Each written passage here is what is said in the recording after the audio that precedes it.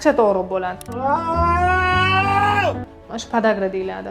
Qonda mochevaya kislota ko'payib ketadi. O'sha go'sht, yaxshi ovqatlarni ko'p yeganlarda bo'ladi bu. Normada yesa xavfli emas. Agar o'sha normasi oshib ketsa, birinchidan o'sha yuragiga ham zarar bo'ladi, конечно. Ikkinchidan bo'g'im kasalligi o'sha podagraga ham olib kelishi mumkin.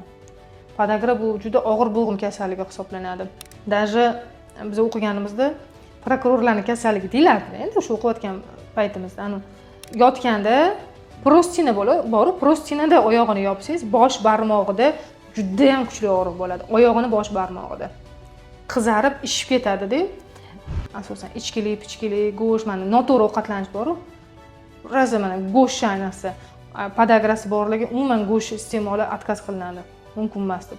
Qonda tekshiriladi. Qonda mochevaya kislota tekshiriladi. Hammasida ham bo'lib qolavermaydi. Ba'zi moyillik bor, boshqa bor, qanaqa yeyishi bor, qancha ko'p miqdorda yeyishga qarab.